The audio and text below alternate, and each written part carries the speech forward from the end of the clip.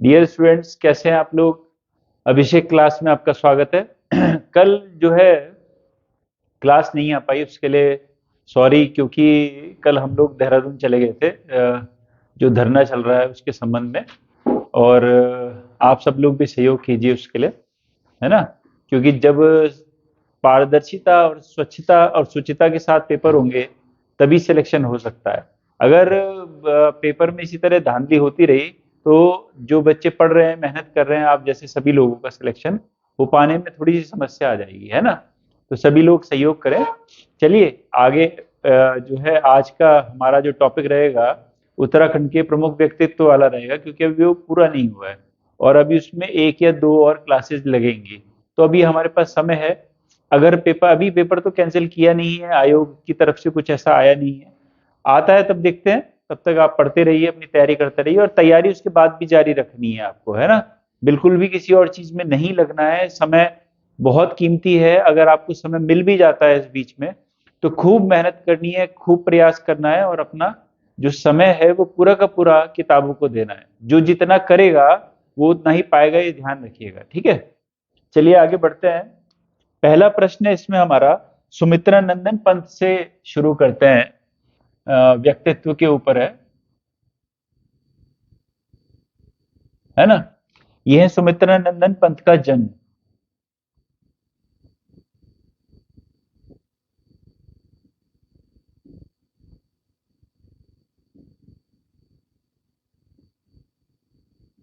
सुमित्रा नंदन पंत का जन्म जो है 20 मई, ये इंपॉर्टेंट है, ठीक है, ध्यान रखेंगे, 1900 को हुआ था।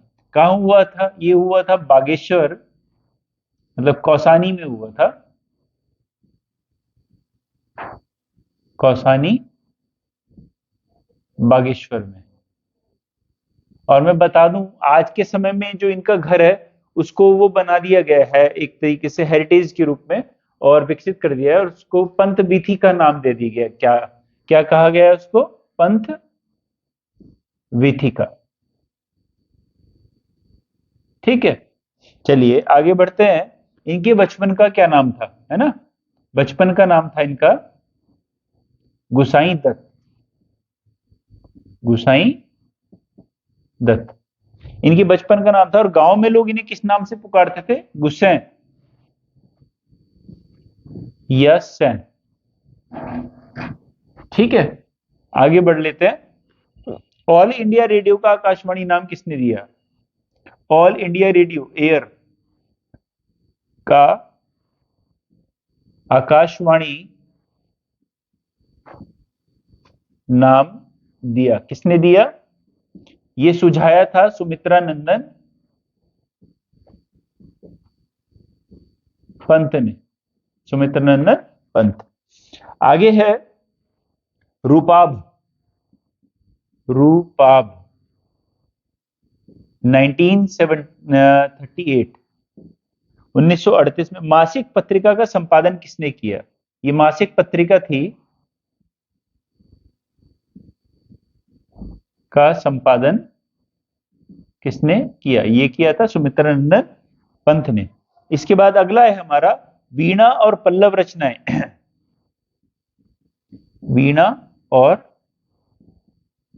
पल्लव किसकी रचनाएं हैं? सुमित्रा नंदन पंत की। इसके आगे बढ़ेंगे हम। लोकायतन वाणी, ये बहुत इंपॉर्टेंट है, लोकायतन, ठीक है, वाणी, ग्राम्या, ग्राम्या,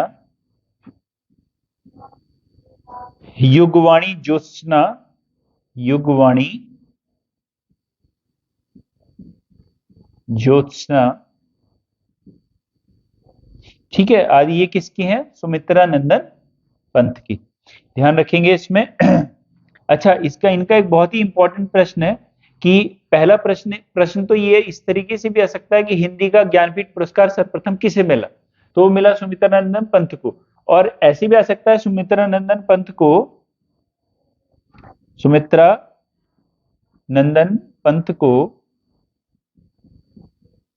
ज्ञानपीठ पुरस्कार कब मिला? हिंदी का पहला था, इनको मिला था 1968 में, और ये मिला था, इनकी किताब थी चिदम्बरा, चिदम्बरा के लिए। ठीक है, ये ध्यान रखेंगे। इसके लिए आगे बढ़ते पहले मिटा देते हैं इसको, आप देख लीजिए। ठीक है,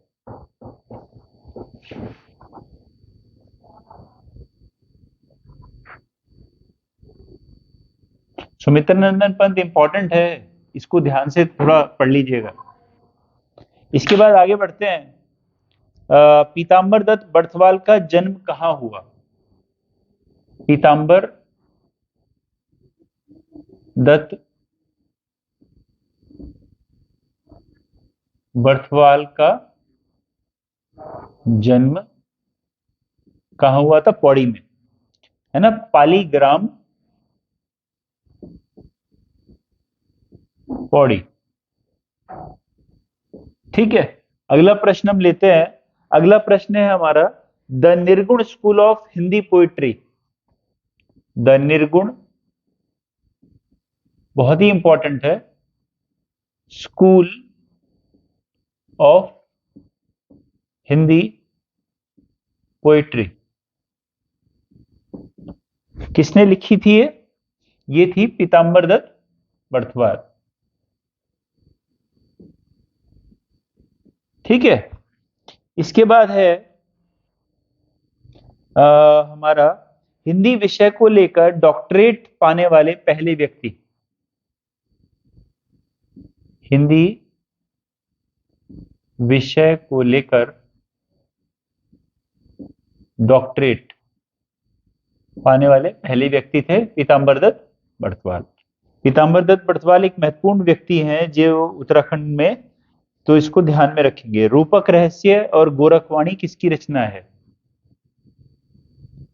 रूपक रहस्य और गोरखवाणी किसकी रचना है? यह है पीताम्बर दत्त बर्थवाल की।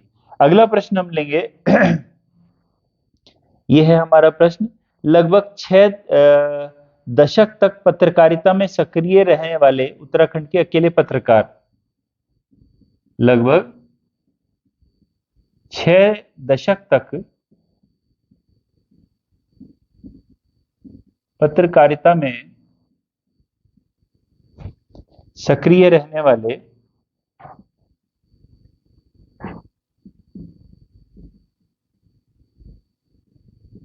उत्तराखंड के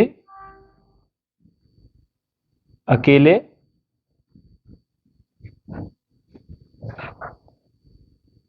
पत्रकार कौन थे? ये थे गोविंद प्रसाद नौटियाल। गोविंद प्रसाद। देखिए, एक चीज का ध्यान रखेंगे, जैसे गोविंद, मान लीजिए आपके जानने वाला कोई है, कोई भी, कोई अंकल है, कोई लड़का है, तो उससे उसको कनेक्ट कर लीजिए और सोच लीजिए ये पूरे प्रश्न को उसके ऊपर कि वो व्यक्ति है ना। उस तरह से हमको याद रह पाता है और हमको बार बार रटने की आवश्यकता बिल्कुल नहीं पड़ती है। आगे बढ़ते हैं। बहुत इंपॉर्टेंट ये रचनाएं हैं, यमुना के बागी बेटे। यमुना के बागी बेटे, भीम अकेला,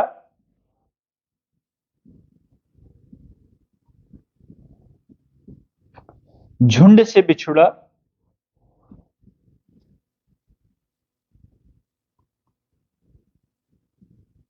बिछुड़ा।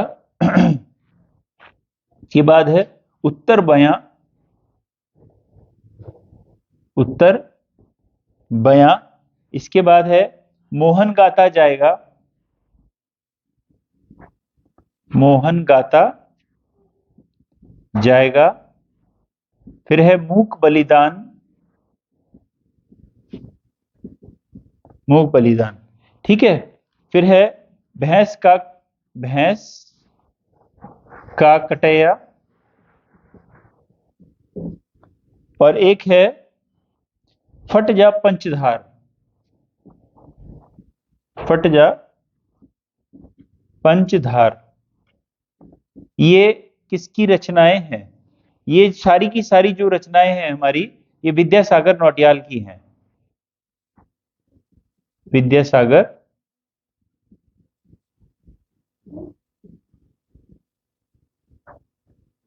विद्यासागर नौटियाल, ठीक है। बहुत ही ज्यादा इंपॉर्टेंट है, बहुत ज्यादा ध्यान रखेंगे, इनको एक बार देख लीजिए,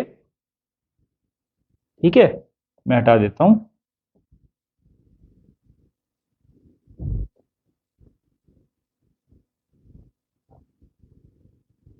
चलिए आगे बढ़ते हैं।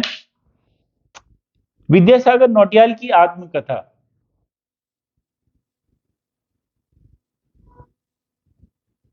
विद्यासागर नौटियाल की आत्मकथा मोहन गाता जाएगा।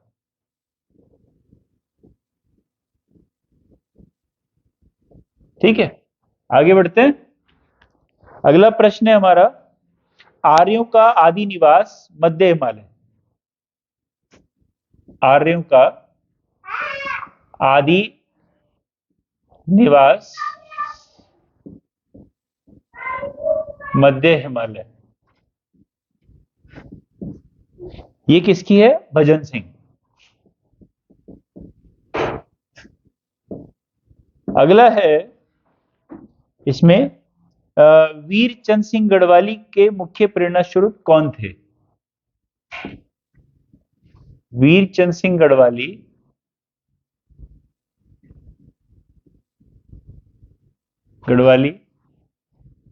के मुख्य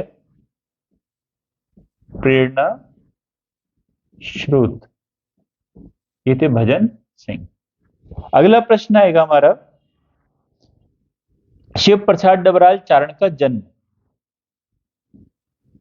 शिव प्रसाद डबराल का जन्म ये है पौड़ी में हुआ। ठीक है, अगला प्रश्न लिखेंगे हम, इनको चारण भी कहा जाता था, ये ध्यान लिखेंगे, है ना। चारण घुमक्कड़ी स्वभाव के थे, तो चारण इसके नाम के साथ जुड़ गया था, है ना। अगला है, अलकनंदा उपत्यका में घोष यात्रा। अलकनंदा उपत्यका में घोष यात्रा और प्रव्रजन ऋतुकालीन प्रवास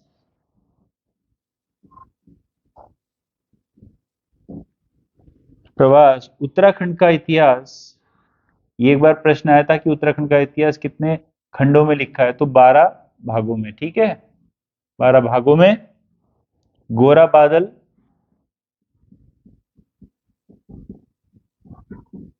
फिर है गढ़वाली मेघदूत,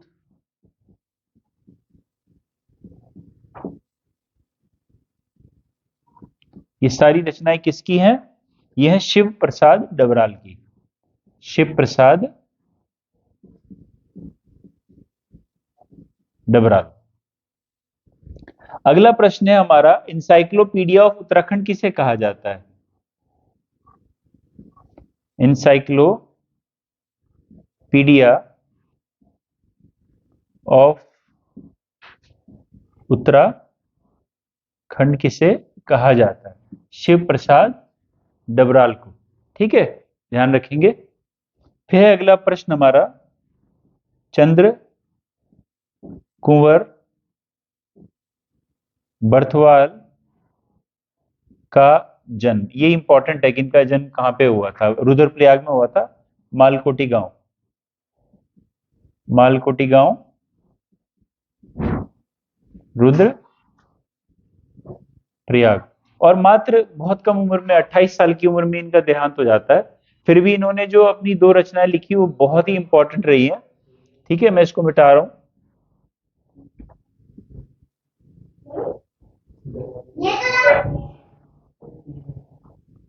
अच्छा, आगे बढ़ेंगे हम लोग।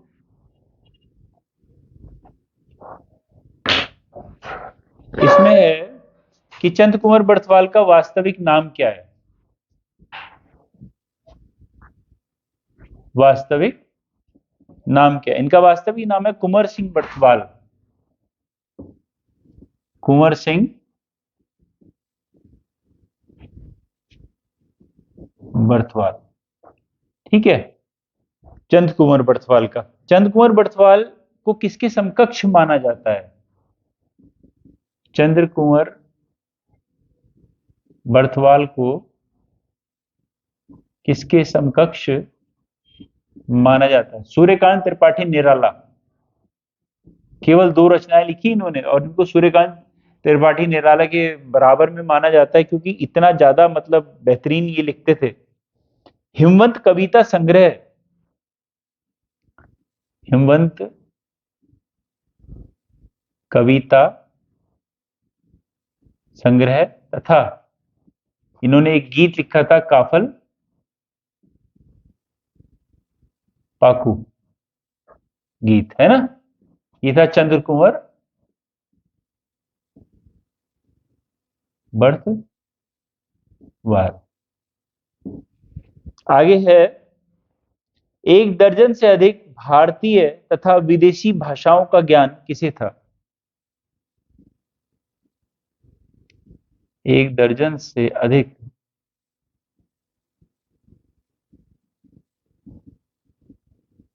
भारतीय व विदेशी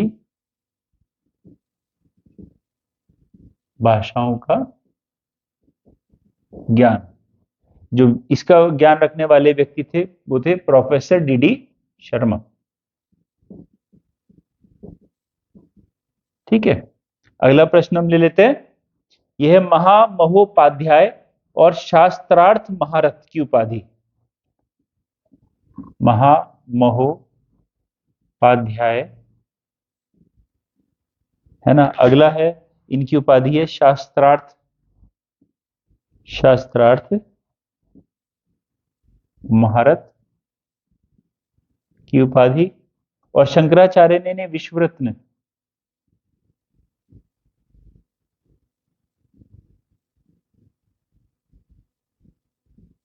विश्व रत्न की उपाधि दी। वो व्यक्ति कौन थे? वो व्यक्ति थे शशिधर शर्मा, शशिधर शर्मा। अगला हमारा प्रश्न है, शैलेश मटियानी का जन्म कहां हुआ? शैलेश मटियानी पुरस्कार भी दिया जाता है हमारे यहाँ ना। शैलेश मटियानी का जन्म कहां हुआ? बाड़े छीना, बाड़े छीना अल्मोड़ा, ठीक है। अगला प्रश्न है हमारा यहाँ पे कि गढ़वाल के लोक नृत्य तथा तपोभूमि गढ़वाल, गढ़वाल के लोक नृत्य तथा तपोभूमि गढ़वाल, ये किसने लिखी है ना? ये लिखी थी शिवानंद नौटियाल।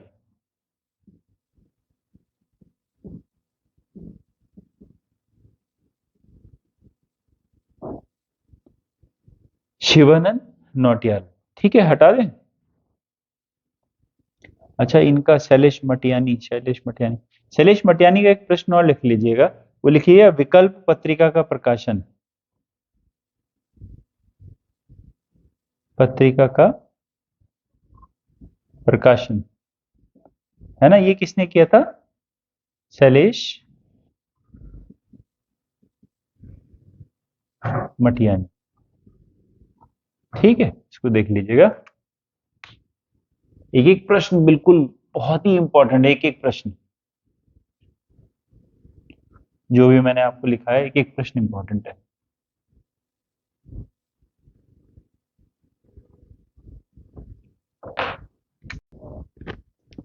ये है, फिर आगे हम बढ़ेंगे। ये है यहां से, a linguistic study of Jaunsari, a linguistic study of Jaunsari के लेखक कौन थे? उमा शंकर सतीश। ठीक है, आगे बढ़ते हैं। अगला है जय भारत जय उत्तराखंड। जय भारत जय उत्तराखंड। और एक और है इनकी,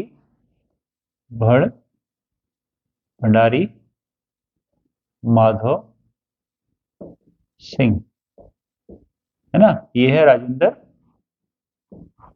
धस्माना। ठीक है, आगे ये है भारतीय मूल के रोमा जिप्सियों का अध्ययन। भारतीय मूल के रोमा जिप्सियों का अध्ययन, है ना? ये किया था श्याम सिंह शशि, श्याम सिंह शशि ने। ठीक है, अगला है, कुछ किताब के नाम है encyclopedia of Indian tribes. Encyclopedia of Indian tribes. ठीक है, एक है ये Roma the Gypsy, Roma the Gypsy world. ठीक है, एक है आपका गद्दीज ऑफ हिमालयस। गद्दी भी जनजाति है ना, गद्दीज ऑफ हिमालय, है ना? ये भी श्याम सिंह शशि, श्याम सिंह शशि। ठीक है, आगे बढ़ते हैं। उत्तराखंड शोध, ये पेपर में प्रश्न आ रखा है, उत्तराखंड शोध संस्थान के संस्थापक अध्यक्ष। उत्तराखंड शोध संस्थान के संस्थापक अध्यक्ष, ये प्रश्न आया था बहुत पहले। इस प्रश्न का जवाब है डॉक्टर गिरिराज शाह।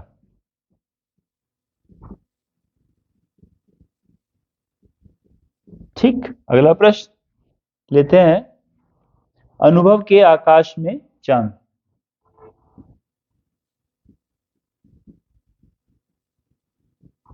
के आकाश में चांद, भय भी शक्ति देता है, बची हुई पृथ्वी,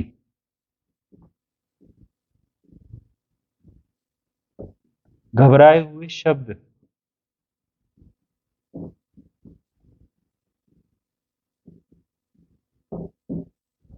घबराए हुए शब्द, रात अभी मौजूद है,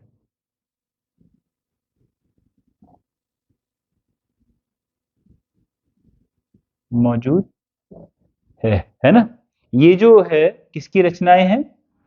बहुत ही इंपॉर्टेंट, लीलाधर जगूड़ी, लीलाधर जगूड़ी। ठीक है, इसको ध्यान से देख लेंगे। मैं आपको जो लिखवा रहा हूँ ना, वो मतलब मैंने अलग की हुई है, छांट छांट के, जो इंपॉर्टेंट बहुत ज्यादा मुझे लगती हैं तो वही लिखी हुई है ना? इसको ध्यान देंगे, बिल्कुल अच्छे से रट लेंगे सारी रचनाओं को। ठीक है, आगे बढ़ते हैं। लीलाधर जुगड़ी को साहित्य अकादमी पुरस्कार कब मिला? लीलाधर जगुड़ी को साहित्य अकादमी पुरस्कार कब मिला? 1997 में मिला। ठीक है, और इनको व्यास सम्मान कब मिला? व्यास सम्मान मिला इनको 2018 में। पद्मश्री 2004 में मिला था, अगर लिखना चाहें तो लिख लीजिए। पद्मश्री पूछेगा नहीं बिल्कुल भी, लिख लीजिए, आपकी इच्छा है, न लिखें तो भी चलेगा। अगला प्रश्न है, man and forest, man and forest. और एक और फॉरेस्ट के ऊपर किताब है इनकी, history of Indian forestry, history of Indian forestry, है ना। ये किसकी किताब है? ये है अजय सिंह रावत।